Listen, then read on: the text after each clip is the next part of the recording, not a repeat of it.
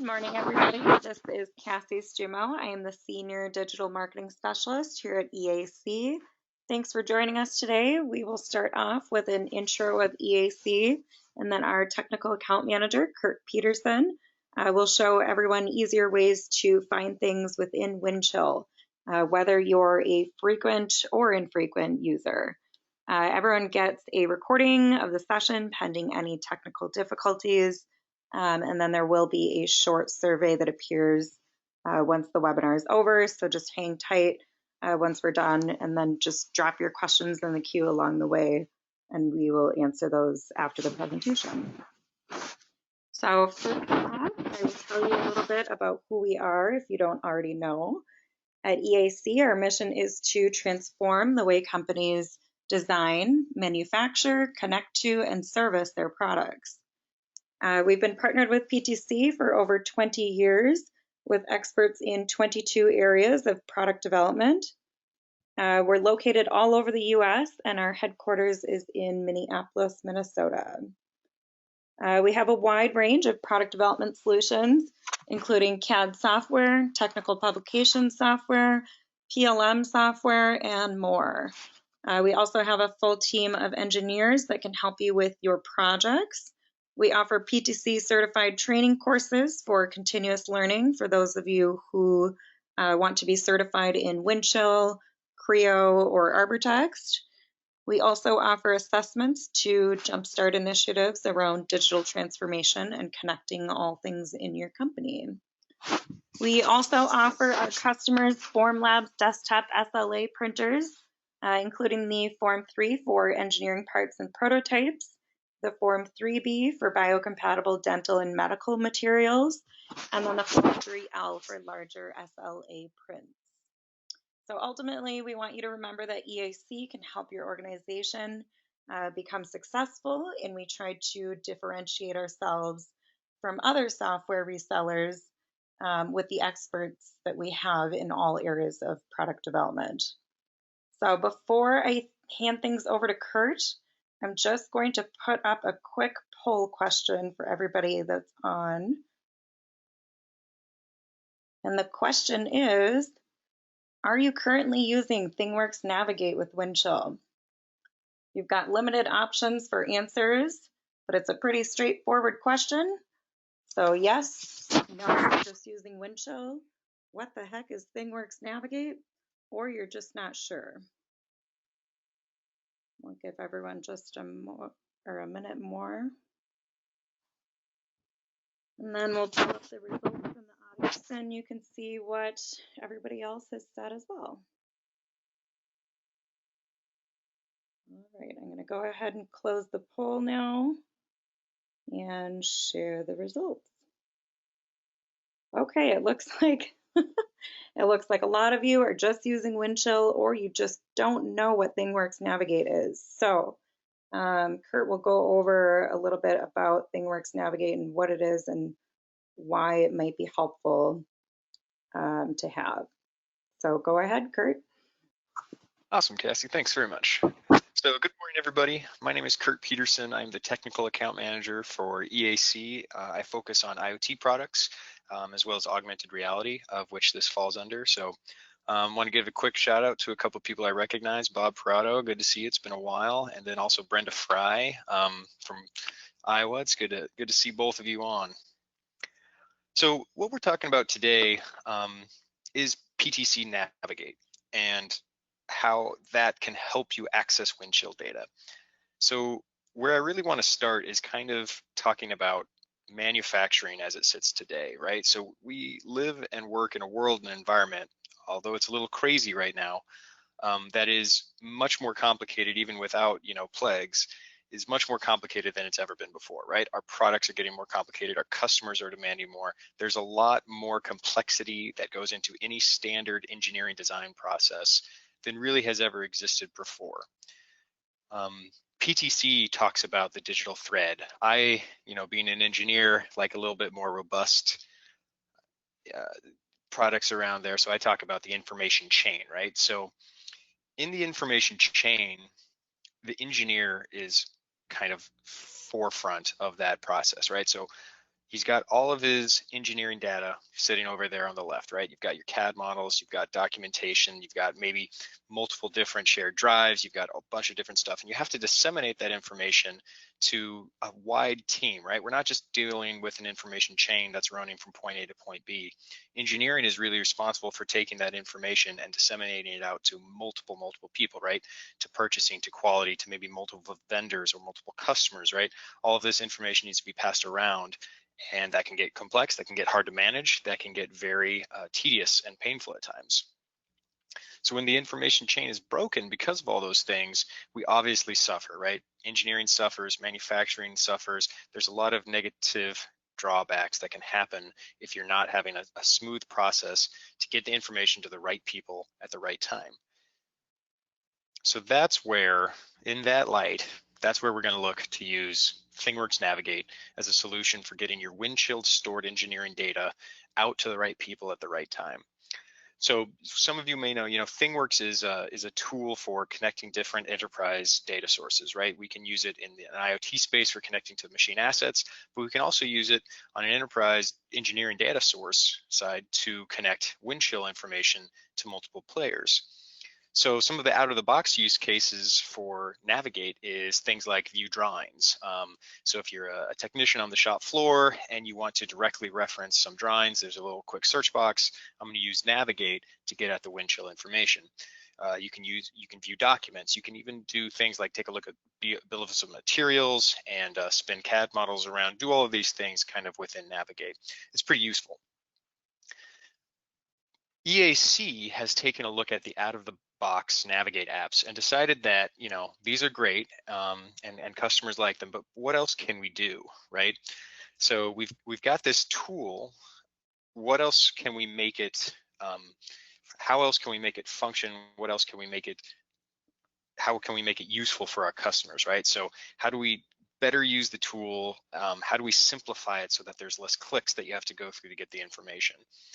We realize that not everybody uses Windchill, right? So how do you get information to Windchill users who are not maybe the most adept at that, right? And the last one really is, we all look to digitize manufacturing in all ways that we can now, right? Trying to eliminate paper. How can you start, engineering processes from the shop floor and capture that within the data management tool that we all use and know and love, which is Windchill? And the answer to all of those questions are the productivity apps, which sit on top of ThingWorx Navigate. EAC has developed these, right? We have basically listened to our customers as we're helping them implement Navigate. They say, hey, Navigate is great, but I need something more. Can you do this? Can we do this? And so these apps come from us taking a look at the possibilities therein and saying, okay, yes, we can do this. We can apply these customizations and tailorings and configurations to make this view perfect. So I want to talk about one of our customers that uses EAC Navigate or EAC Productivity Apps and ThingWorx Navigate. So kind of their state of affairs was they were doing redlining on paper. Their builders would have an issue with the design, make a red line, and try to send it back to engineering. They were spending a lot of time doing this, and there was a lot of red lines piling up. Things were getting lost. Things were being shipped without the correct change being addressed. There was a lot of issues with this. Kind of comes part and parcel with the paper nature of how they were doing it. So they started, instead of doing it on paper, they started redlining within the markup section in the EAC apps that we're going to show you today. And that allowed, their engineers never to miss a markup. It allowed them to track it in the workflow and address every one. And the benefits that they saw from that were pretty huge. So just in 1 year, just from a time savings alone, they were able to save over $1 million just from a time savings from those builders not having to worry too much about relaying the information, right? They were doing it within Navigate, which directly correlated to their Windchill process, and the accurate data was being shared across it. That $1.4 million savings doesn't even talk about, their quality improvements. They were shipping less defective material because they were accurately capturing that within this process. So some pretty huge benefits that this customer at least saw for us. So that's just the quick and dirty slide deck. We're going to jump into a demo now that's going to kind of start. It looks like we might want to spend a little bit more time on just navigate and orient everybody to what that is. But also we want to take a look at, what we've done, what we've internally developed on the EAC Productivity Apps side. So let's get into it. So this is kind of the homepage for the out-of-the-box ThingWorx Navigate apps. So if I just, kind of started off looking at some, first got to log in.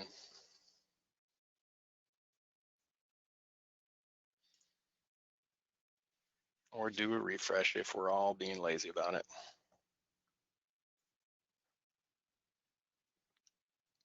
So this is just kind of the very basic out-of-the-box feature set. So, right, so if we were going to look at a specific assembly within the view design, right, you got a couple of things, right? These are associated documents with this part, some steps, or excuse me, not documents, but models. And I can, from here, I can choose to download them. If I wanted to view drawings, if there were drawings associated with the assembly, I could do that there. If I wanted to look at a parts list and see all of the different parts associated within this assembly, I can do this here, right? So basically the thought is Navigate is your quick and easy window pane into your Windchill database. And this is a lot easier and a lot more intuitive to navigate than Windchill is, right? Windchill is a powerful tool. It's very feature rich. It's very complex. It has a lot of clicks. It has a lot of complexity that comes with that capability. So the real thought behind Navigate is let's remove some of the complexity and some of the feature set, but still make it usable for, say 90% of what people want to use it for. So those are just some of the things there, right? And I can go through this and take a look. Basically, all of these items that I'm bringing up in Navigate are all directly tunnelable to the Windchill item. So if I go ahead and click this, right, now I'm in Windchill, and if I am a Windchill user that has more advanced capabilities and knowledge, I can go in and make changes to this object or do any sort of workflow related to that. That capability is still there. The idea though is to remove the confusion, the complexity from somebody who doesn't necessarily need that Windchill expertise or that Windchill functionality, right? So those are just a couple of things. You can download these files, right? So if I wanted to take a look at that, then now I'm opening up Creo View and taking a look at it from that side of things. So those are kind of the out of the box ones, right? And there I'm opened up my specific drawing, all from Navigate, all in a single pane with an easy search, right? So those are some of the out of the box ones, right? You got a couple pretty cut and dry. Look at drawings, look at the files, view the part associations and part structures. You can also look at documents associated with it, right? That's great. That's wonderful. That doesn't come even close to satisfying most of our customers' needs when it comes to this product, right? So now let's go into productivity apps because this is where things get a little bit more interesting. So these are the current release for the apps. EAC Productivity Apps are updated quarterly, and the pipeline of our development is really driven from the customer. So, the very first EAC Apps customer wanted something like this app. So I'm just going to go ahead and do a quick search. Very first customer said, all right, hey, we like Navigate, we get a lot of use out of it, but we have, a couple of needs that we need, right? We want to look at a couple different versions of a drawing. We want to look at them all next to each other. Can you do that in Navigate? And they said, no, you can't really do that in Navigate, but I think we know how to do it. So we built this quick search app so that they could quickly and easily pull up, multiple different document types all at once. So what I'm doing here is I'm control clicking, and each one of these slices is pulling up a different Windchill object, all associated with this part number, and I can view documents. I can look at, part EPM, doc, all of these things all simultaneously. I can still do all the nice, download this file directly off the batch, but I can basically slice and dice my view as needed, right? So if I just want to look at a single doc, if I want to select multiple docs, I can do that. So a couple of things that are happening here that kind of tie into the core themes of what we are looking for with productivity apps. Quicker clicks, right? We're getting all of this information very quickly and easily, and then, you know, getting our work done with it. This view is tailorable to the role. So I'm logged in, you know, as Bart right now, which is just, you know, our de facto user. But if I was logged in as a different user, I might have a different view based off of this. So everything that I'm seeing here has been tailored and allowed to be exposed to me. So you could have, you know, different roles and different resources exposed to different information natively in the customization of each one of these apps. So that can be pretty powerful. So I think that's what I wanted to hit here, and just again taking a look at the searchability function, right? It's much easier and much quicker to pull up a whole list of assorted docs than it is in Windchill. The future development, so one of the next releases for this app is this is kind of going to be your home page. So users are going to start here, find whatever part they want, and then they're going to be able to jump into any one of our other apps from here. So that can be pretty powerful.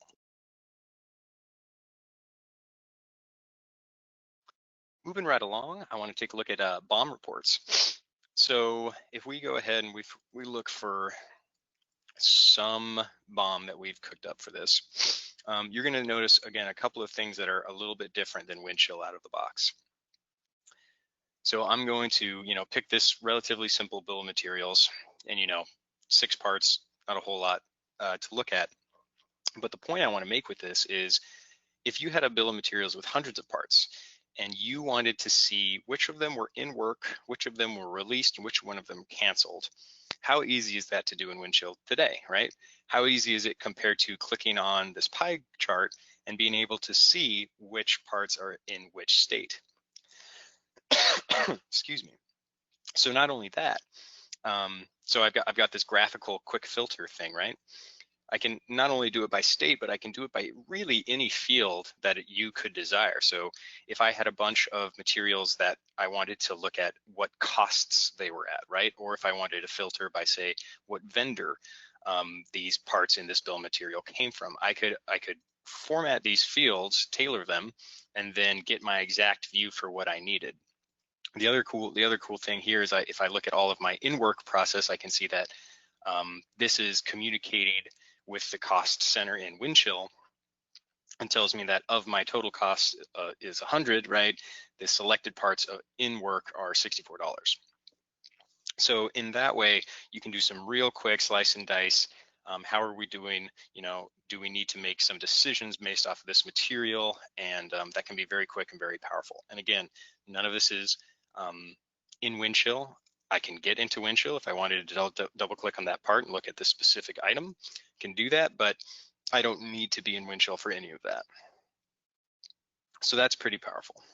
If I wanted to look at part associations next, we're kind of jumping around here, which will hopefully be apparent why in a second. What I want to show with this one is really a soft attribute tagging that we did. So instead of searching a part number, I'm going to search EAC.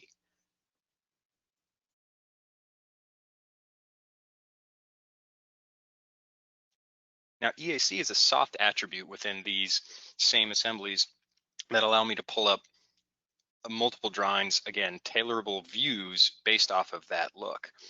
So not a whole lot here that we haven't seen in the other parts of it, right? But this is another way for you to organize and display your materials. So if you had specific views that you wanted to show specific team members, you can customize these. You do it once and you never have to do it again, right? Whereas opposed in Windchill, you might have to customize it every time you search it. So that's very powerful, and again, just helps so much from a time management and an information management point of view. So now that we're done with that, I kind of want to get into the kind of the meat of what you can do with the EAC apps, and that really is focused around authoring engineering workflows in this app where you don't leave. It's all stored within Windchill at the end of the day, and you use Navigate and EAC Apps as your front end to look at that. So we're going to go into our quick access app, which is kind of a more in detailed view of exactly what we're seeing in quick search. So I'm gonna pull up our same assembly here and take a look at the structure and then the where used. So in this window, I have a real quick and easy click from either looking at my structure of my assembly down the chain, or I can also look, if we click this where used, I can go up the chain. So here is, the entire assembly of the transmission, and the part I actually selected and searched, if I go to structure, is just this engine block manifold component of it. So if we go to the drawing here, it's the same one we've been looking at, right? So just quickly from this view, right, I've got a lot of the same quick access buttons that I can get from all of this. So if I wanted to download this, I can download it from a click there. If I wanted to look at different drawings that are associated just with this assembly, I can get it all here. Yeah, if I wanted to open it up in Creo View, I could do that. I'm not going to do that right now. This costing, right, whereas before in BoM Reports, we were looking at costing that came from Windchill.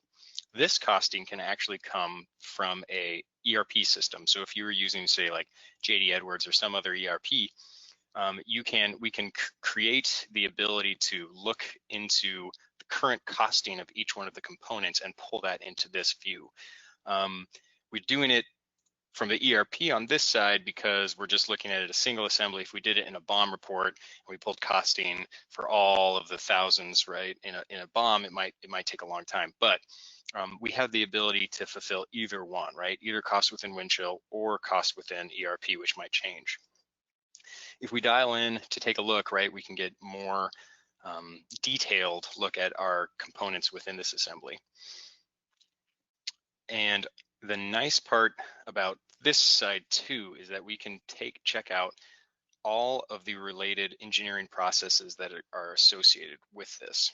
So say if we're looking at this part and we wanted to know what the problem reports were for this part, or if we wanted to see what variances they were, I've got this little field that allows me to quickly and easily view those associated workflows, right? If I had related docs, right, that's there. If we wanted to do markups, this is where the customer was moving from a paper red line that was not tracked, not traced, got lost, cost them a lot of time and effort. This markups field is where you captured that, you hit markups, you opened this within Creo View, created your markup, and then saved it here, and everybody else on the team could see those markups. So very powerful, very easy, very trackable, traceable, and accessible. If I wanted to, say, create a new problem report based off of this, so say if I, had some item I wanted to know, I can start that engineering workflow here too. So let's go ahead and create a problem report. This is going to be Kurt's problem, and the requester shall be me. The description shall be blank.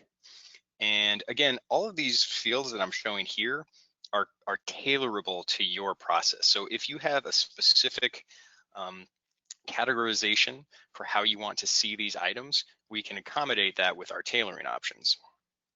So if I go ahead, fill in our little items, now I have created this problem report within Windchill, and I'm done, right? So now if we take a look at all the problem reports, right, it's there. Now this is published. I can add attachments to this.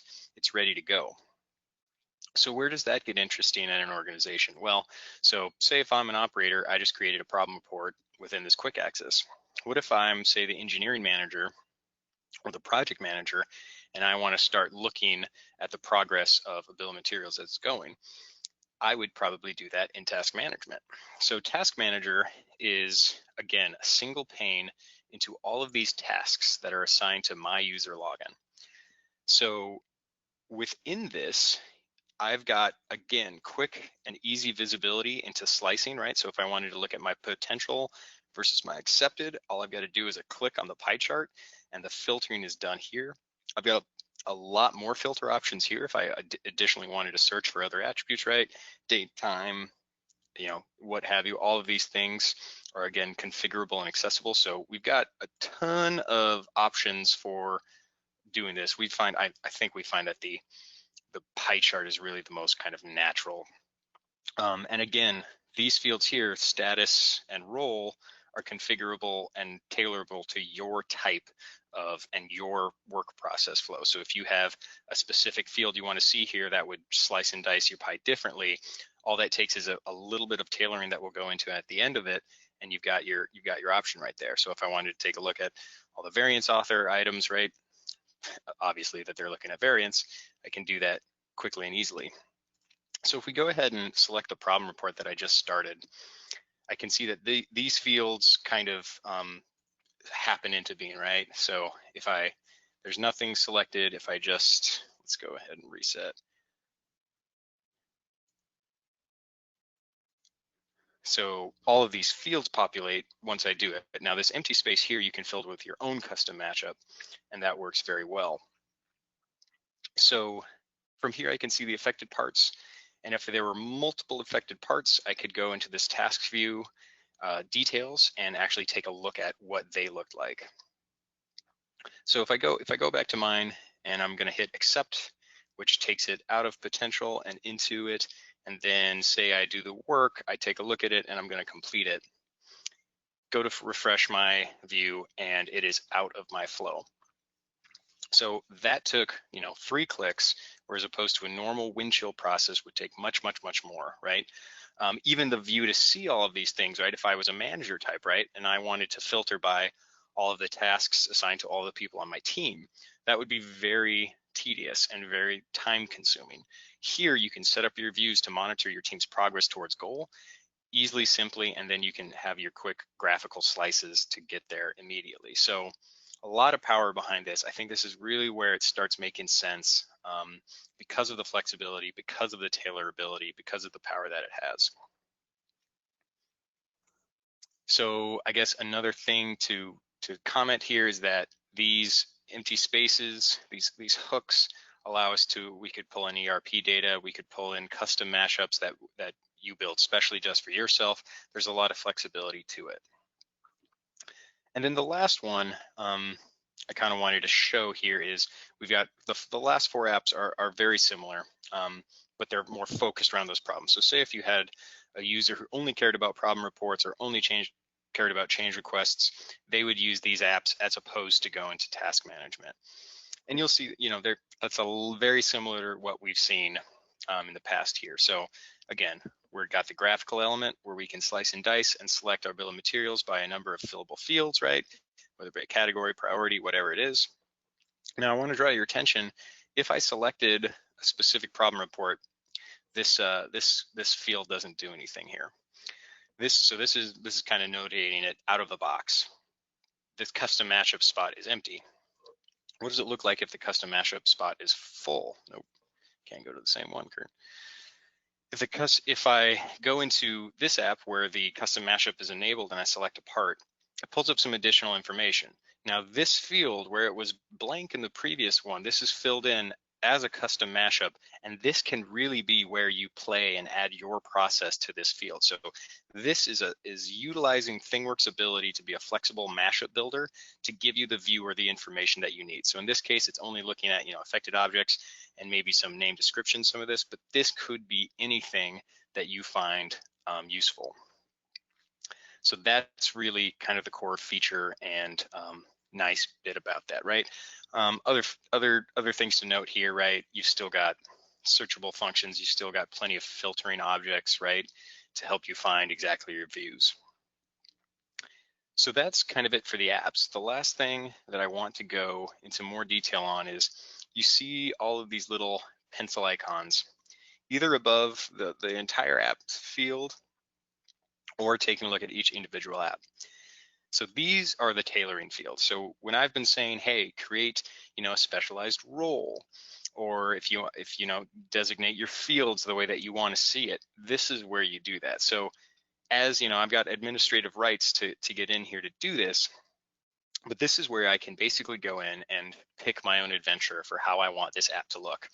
So if I wanted to change the permissions that the manufacturing login has on this quick search app, I can do that here.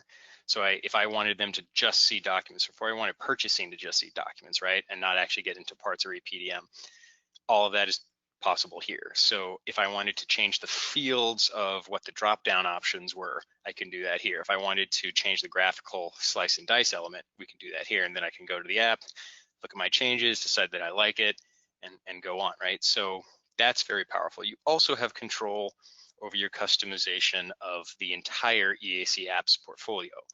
And again, it's along the exact same line. So we've got our different role-based groups, right? Manufacturing, purchasing. What if you gave access to vendors, right, who could only access information that they needed within your Windchill database? Things like that are what this does to make it possible, because you have the trust and the kind of authorization to do so.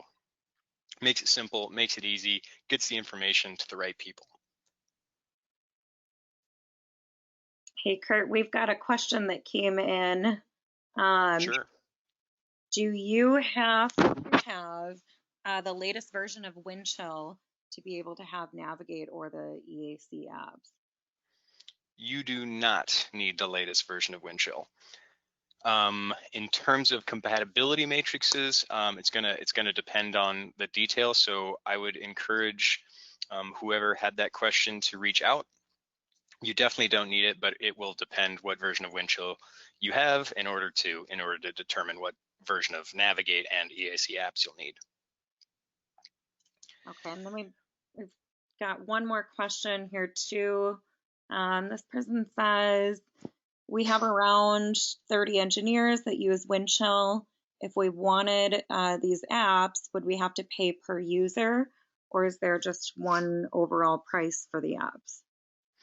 Yeah, so that's a great segue, because it allows me to kind of talk about the license structure for both Navigate and EAC apps.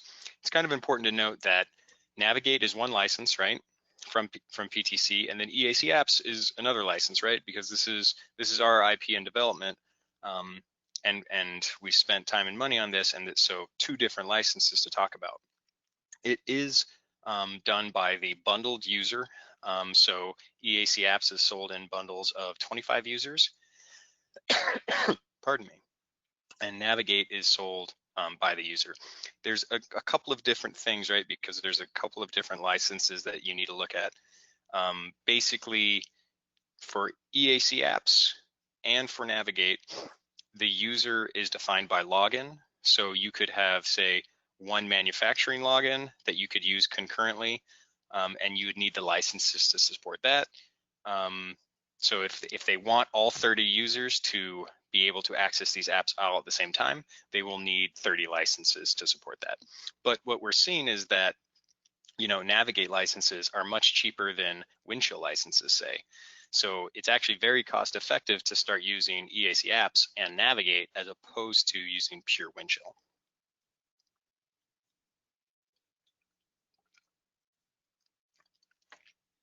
Awesome. I don't see any other questions coming in, but if you do have any, please enter them in the chat now. I know we're kind of going over a little bit here, but is there anything else you wanted to talk about, Kurt, before we wrap up? Nope, that's all good from my end. I appreciate you guys' time and attention today. And yeah, really, if you have any additional questions, please shoot them our way and we'll be happy to get them answered. Awesome. Thank you, Kurt, for that presentation. I hope everyone on this call learned something new today. The recording will be published on our YouTube channel later on today, and I'll be sending everyone